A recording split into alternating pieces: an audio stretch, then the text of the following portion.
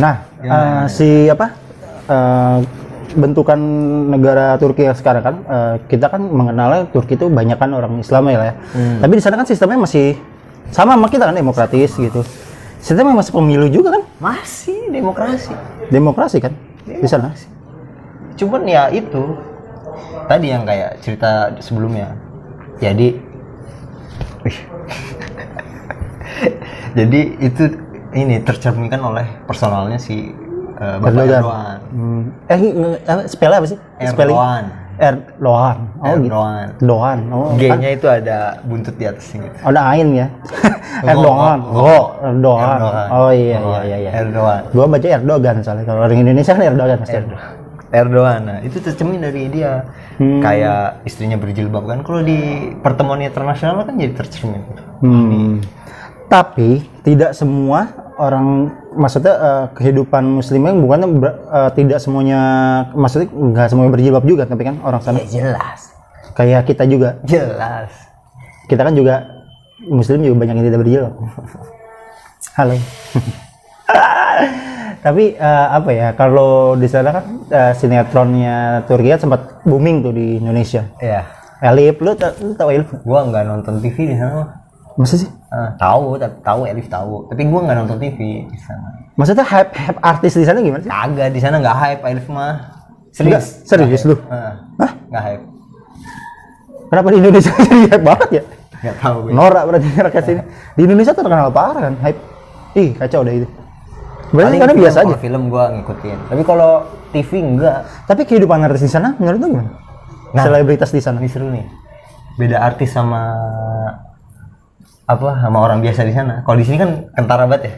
Dari mulai make up segala macam, badan. Nah, kalau di sana muka sama nih, cakep-cakep juga. Tapi emang badannya jadi kalau artis. Kalau di sana badan orang biasa lah kayak orang biasa. Perbedaannya bentuk tubuh gitu. Iya. Misalnya ya gua sama artis jauh banget kan, mulus semua kan artis kan kita mah. Kalau mereka di sana mulus-mulus juga coy. Oh, maksudnya jadi di sana tuh perbedaan antara orang biasa dan artis tuh nggak terlalu jauh gitu. Iya. Maksudnya orang biasa di sana pun dari fisiknya. Orang biasa di sana pun kayak artis maksud tuh jadi intinya gitu. Iya tuh, benar. Emang nggak ada orang jelek apa di Turki? Ada lah. Ada kan, maksud gue nggak sesempurna itu dong. Iyalah. Tapi ya cakep. Lu punya nggak teman Turki, orang Turki gitu yang ya bisa temen lu atau apa gitu yang bisa lu incer gitu? Lu pernah nggak jatuh cinta dengan orang Turki? Cewek. Ya kalau lu suka cowok nggak apa-apa sih. Kalau emang lu mau jujur mah. Anjir. Ya cewek dong, anjir. Temen ada sih, temen. Tapi gue nanya soal gitu segala macam. Nggak, maksud gue yang lu incer gitu ya? Gue emang gak ngincer orang Turki, cek. Oh, emang bukan selera lu istilahnya? Nggak masuk? Ya gue pikir ribet sih. Apanya ribet? Ya ribet lah pokoknya. Gaya pacarannya tuh beda atau gimana? Ya sifat kan beda, kebiasaan beda, kultur beda. Apa yang membedakan sifat orang Turki dengan sifat orang Indonesia coba? Satu sih, posesif banget mereka. Oh, posesif. Tipe-tipe orang yang kalau pacaran minta password IG pacarnya. Kayak gitu ya, posesif. Oh, lu pernah punya atau temen lu ada yang pacaran sama orang Turki? Temen ada, biasanya ini cowoknya Indo, ceweknya Turki. Terbalik. Cowoknya Turki, ceweknya Indo. Oh, temen cewek lu berarti temen cewek yang dari sini. Iya, pacaran sama cowok. Itu dia seinget gue ya, putus, pulang disamperin coy. Gila. Ke Indonesia? Iya. Yang posesifnya. Tapi mungkin nggak semua ya. Banyak duit kali. Itu yang lu tahu. Yang gue dapet ya. Kalau ceweknya? Ceweknya sama juga sih. Gitu juga. Maksudnya lu nggak boleh chatting sama cewek lain. Gitu. Posesif deh. Ya di Indonesia ada sih yang kayak gitu, cuman nggak lebih yang gue dapet ya, yang lu tahu. Rata-rata kayak gitu. Posesif banget. Sulit ya. Mendingan sama orang Rusia seperti. Emang kenapa orang Rusia? Enggak kan, kalau di berita-berita kan Rusia tuh yang lebih bebas. Ceweknya lebih banyak gitu. Iya kan, karena kan mereka kan stoknya banyak, jadi kayak memahami gitu. Jadi kayak ceweknya tuh lebih memahami cowoknya karena kan tahu nih cowok nih stoknya dikit di negara gua. Jadi gua harus bisa mentreatment dia supaya dia nggak kemana-mana. Kalau di Turki ini, Cek, tingkat perceraian tinggi. Gitu. Makanya orang Turki lebih suka, ya nggak tahu ya, tuh bener apa enggak. Kalau sepengetahuan gue sih gitu, ininya lebih suka nikah sama orang luar. Kalau dari orang-orang yang gue kenal ya. Oh jadi ada. Jadi banyak tuh yang nanyain orang Indo ada nggak? Gitu. Oh gitu. Iya. Serius lu? Tapi yang cowok ya. Oh. Cowok Turki ngincer cewek Indo karena Sulit. orang Indo tuh ini coy, nurut. Kalau mereka sama-sama keras kepala, berantem terus. Pinter berarti itu cewek cowok-cowoknya ya, nyari cewek-cewek yang nurut. Tahu aja orang Indonesia cewek nurut, apalagi mau bule.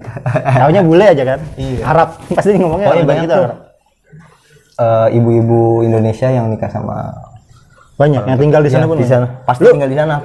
Lu pernah ketemu nggak sih sama orang yang di kota lu lah ya? Misalnya orang Sering lah. ke warung gitu tiba-tiba ih orang Indonesia gitu. Oh, kalau di kota gua, kalau kayak gitu mah enggak.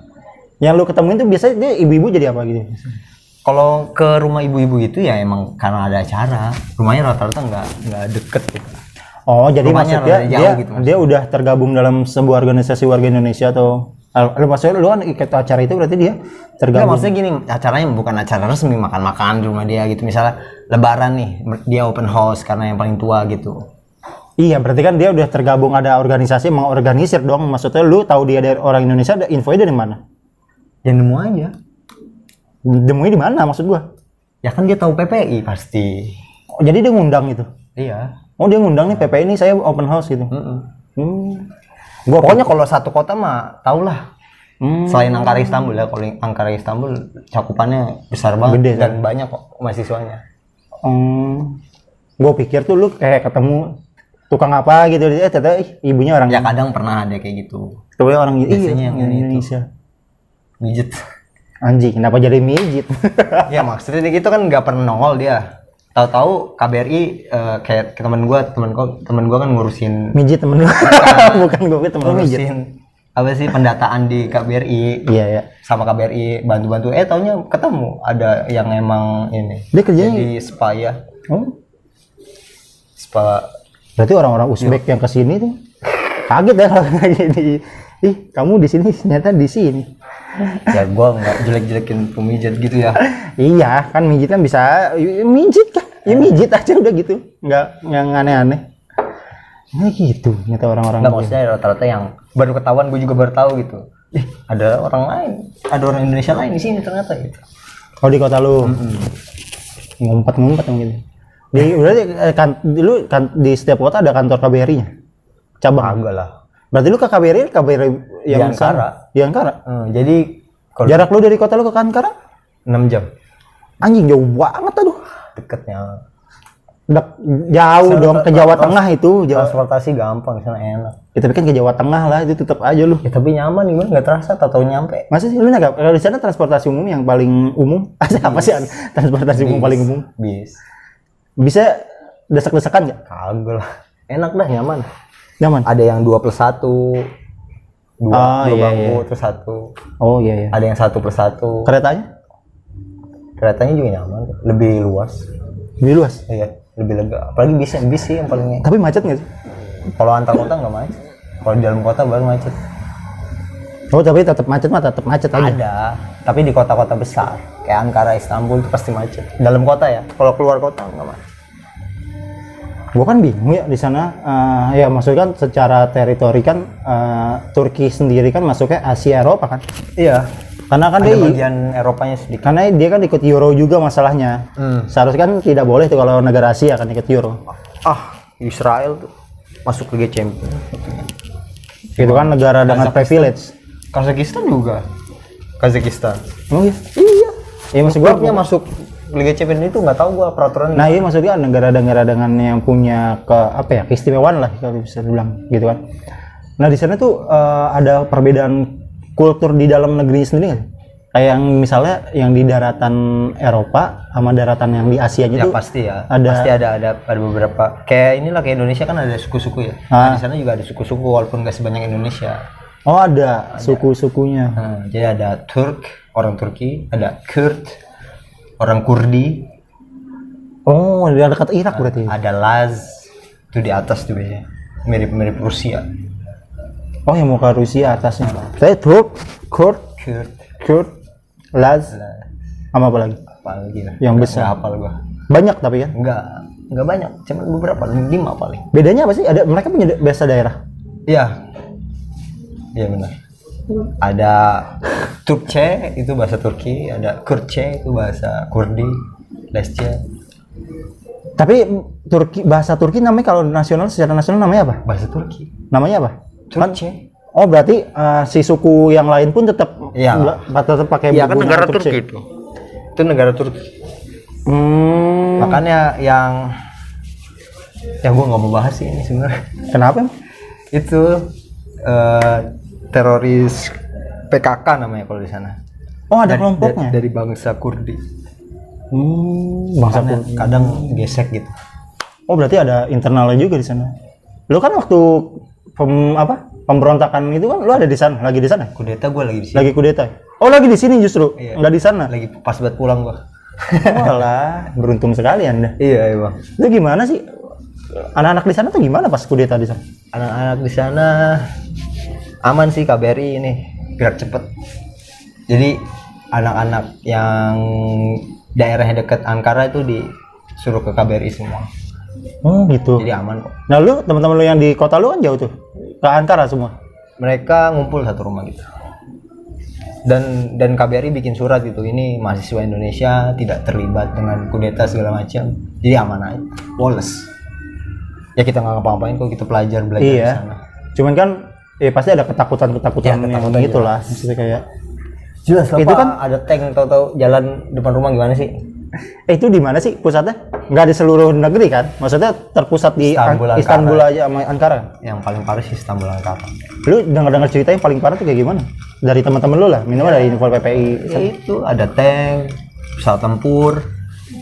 Maksudnya pesawat tempur terbang rendah gitu? Iya gitu. Hah? Iya kedengeran suaranya. Jelas banget. Tapi bukan di daerah gue, itu gue lihat di berita.